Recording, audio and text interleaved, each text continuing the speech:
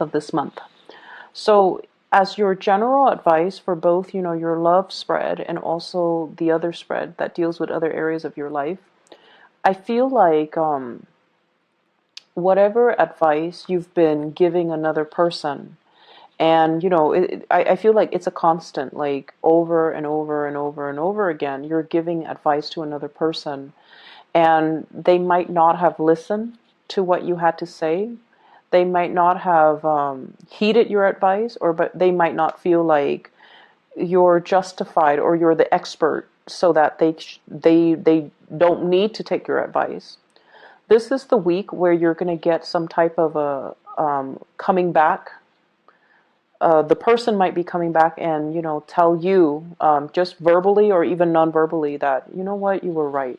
I was wrong. I should have listened to your advice. They might say that outright, or if they're a little bit more proud or a little bit more defensive, they might say like, you were right, without further comments as to what exactly happened that made you believe that I was right. So I feel like you're going to get some confirmation in that arena. I see it in your love relationships. I also see that energy playing out in friendships, family relationships as well. And I see it playing out in your professional environment as well. And I feel like the best strategy for you is to kind of just, stand there and look, okay, for this week. Don't beat a dead horse. So that means, don't, if they're refusing to listen, just kind of let them go on their merry way, because sooner or later they're going to come to the realization that you were right. And then I also feel an element here about not gloating. I don't feel that you're going to do that, because when you give advice, it does come from the heart. And oftentimes, no matter how much somebody frustrates you, when you care about them, that's when you will give advice. If you don't care, you wouldn't waste your time. And so you do care about someone. And that's why your advice comes without strings attached. You do want them to take things to heart and to, do the right thing, or to, walk on the right path. But you're not going to gloat if they mess up or if they veer off track, because they deviate from what you told them to do. So anyways, in your relationship sector, this is the energy that you bring to the table. We have here the King of Wands. And this is a really, really strong energy that you exude for this week. This is somebody that knows how to prioritize. They know how to organize. They know how to get things done. And this shows a lot of leadership capability. So I feel like for many of you, you have really established yourself as a major player in your relationships, in your life, in your work environment, in your friendship circle. You're somebody that leads other people. You've been there, you've done that. And I feel like from the sheer amount of experience that you have gathered through your lifetime, you know where you stand. You know how to lead people. You know how to navigate situations and circumstances based on your real life experiences. And when I see this king, he has a shield. He has a sword, and he's got that little rod there. But what it means is it's somebody that is not afraid to get their hands dirty. They don't call themselves a leader, and, when the going gets rough, they run away from battle. They're there in the trenches with the people that they lead to fight, to the end. And so they don't run away from battles. They're very courageous, and they themselves, they have a sense of loyalty to the people that they lead. So whatever values or whatever, life path that you live by, whatever you live by, you die by. So it's like you're not going to give somebody advice that you don't yourself believe in. So I feel like there is no pretenses here. There's no hypocrisy, and people sense that about you.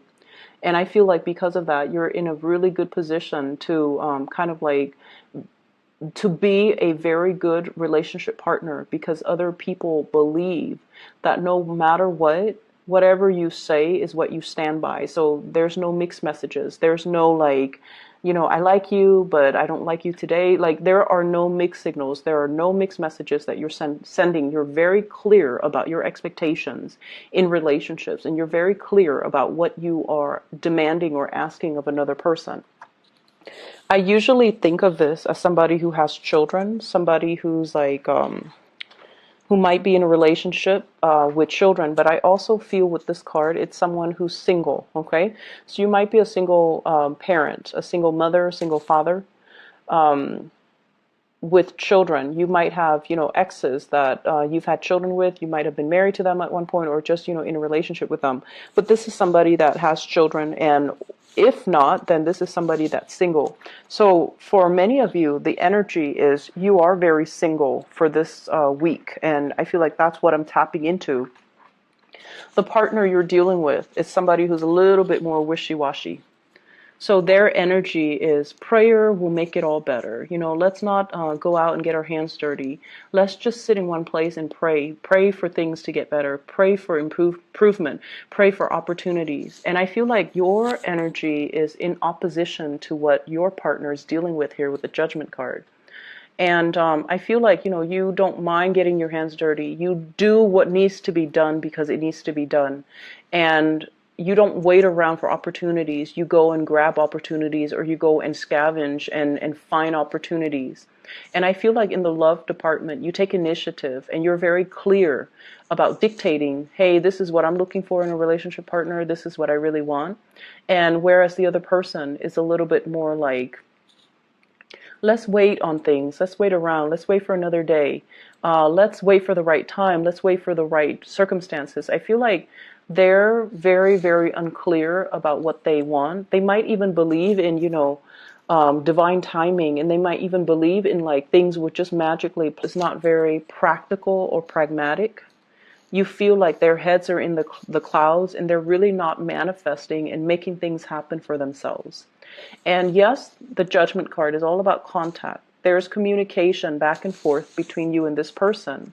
But I also feel like you have given them advice. You have told them, you should do this, you should do that. And they're like, no, let's wait. Let's just, let me sort things out on my end. Or, let me just do this other thing. And they never get around to doing what they're supposed to, or they never get around to doing what you have advised them or counseled them on. And as a result of it, dealing with them can be a little bit frustrating because they're not taking the initiative. They're not as grounded, and they don't grab opportunities when opportunities come calling. And so they let a lot of opportunities pass them by. The interaction between you and your partner, I have here the Nine of Wands. And the Nine of Wands mainly dictates your energy as the fire sign. Okay, so the Nine of Wands is like somebody who's battle weary, and they're not sure, like, should I keep plugging away at this? It doesn't seem like there's any movement. Or should I cut my losses and try to move away? And in the traditional Rider-Waite deck, it's the man with the bandage on his head, and he's got 9 rods, and he's kind of battle weary, and he's just kind of paranoid. What I feel, though, is you're assessing, you're being pragmatic. You're being, like, strategic as well. Do I plug away at this relationship? Do I continue giving them advice? Do I continue to, play the role of the father, even though they're supposed to be my relationship partner? Do I take on this maternal, take them under my wings and take care of them and just protect them? Or do I need to find myself another partner? So I feel like for some of you, single or not, you might have a love interest that's a little bit,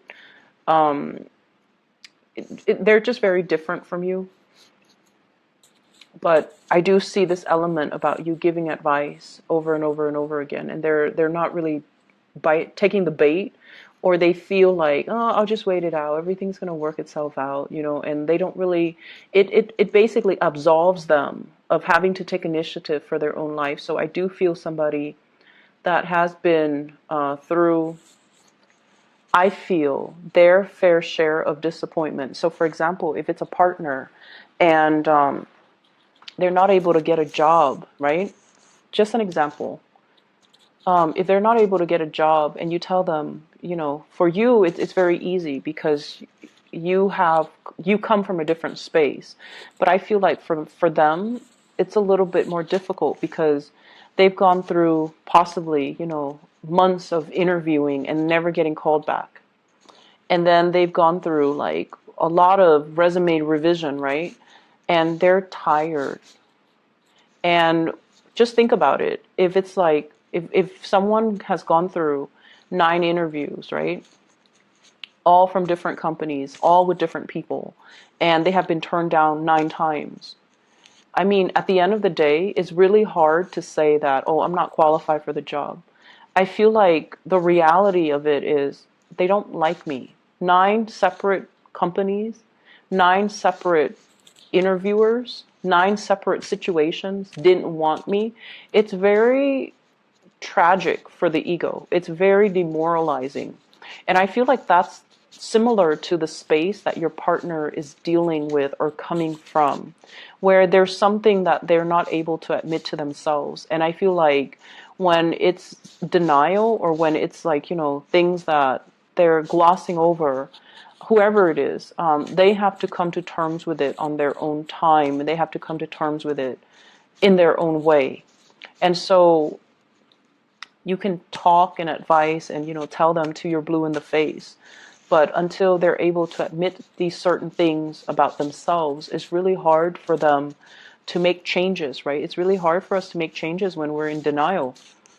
And so I feel like, for some of you, this might play out in the realm of, my partner is not able to get a job. And I told my partner, do this, do that, but they're not listening, and you're getting frustrated. And I just want you to understand what your partner is dealing with potentially.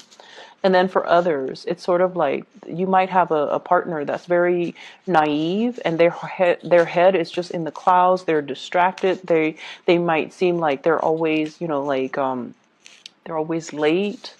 They don't seem like, they might be always late. They might be very, very just, they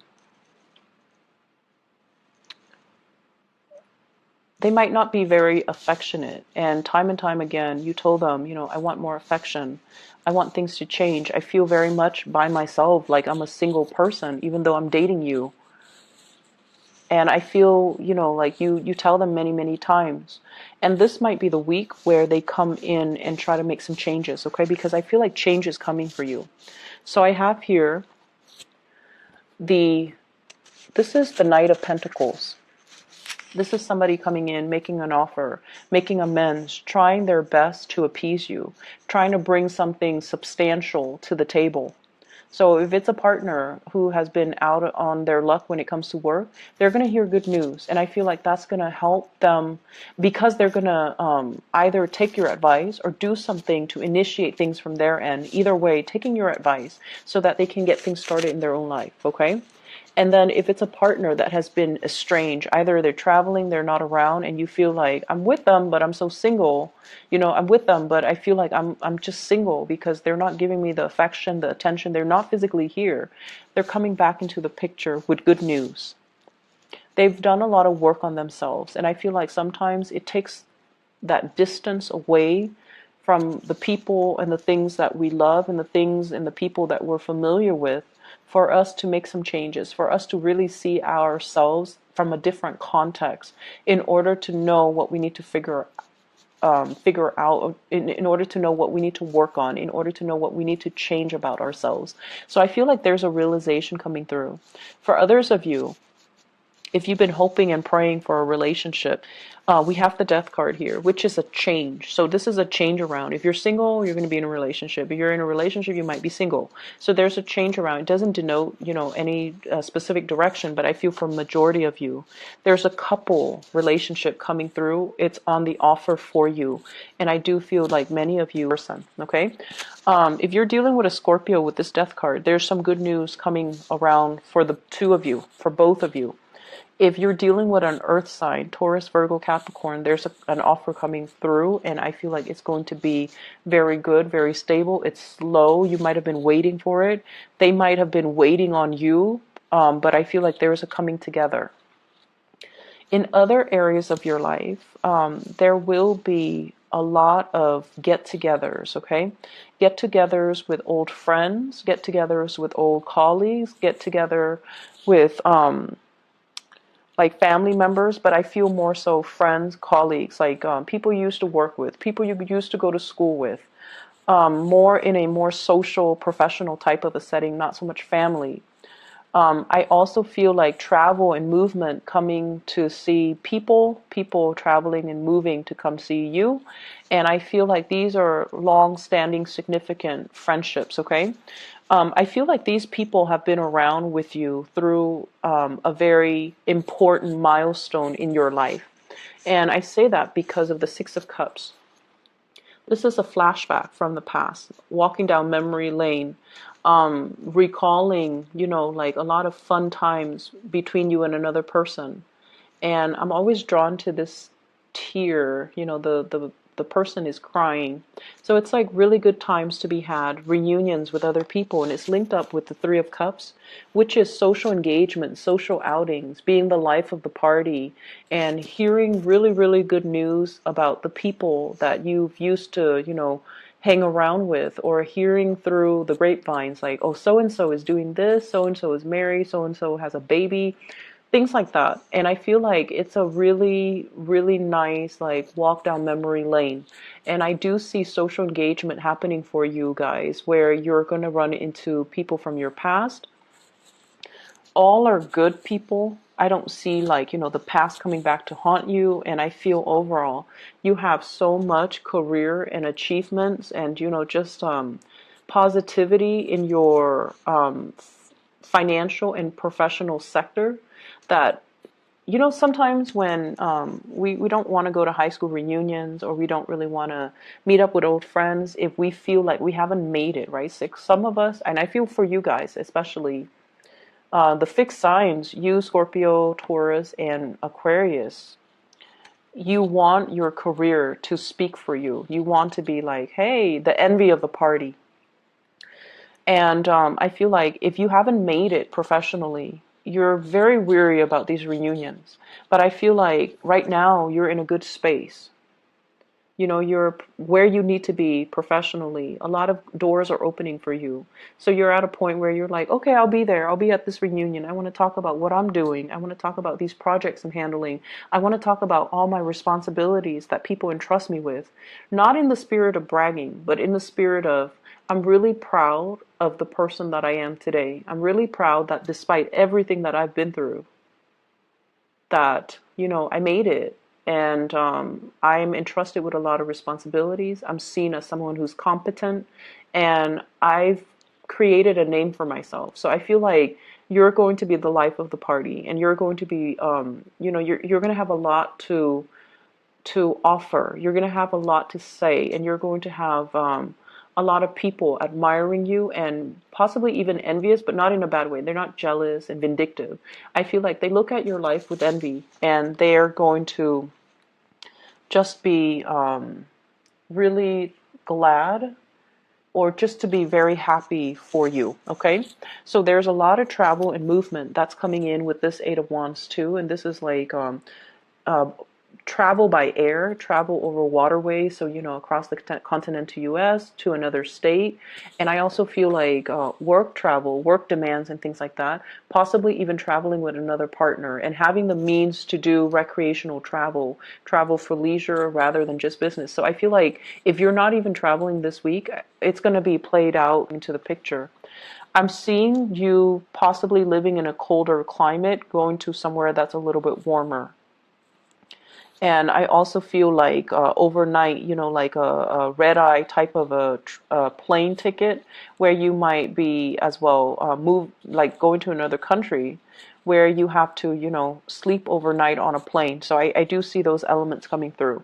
And I also feel like, if you're connecting with people from your past, you have a lot to say, and you have a lot of wisdom and advice, possibly in the career front, that you can give them. And I feel like you need to give them these advice because they're going to be thankful for it. Okay. I wish you the best, Leos. Take care of yourself. I'll be back next week. Okay. Bye bye.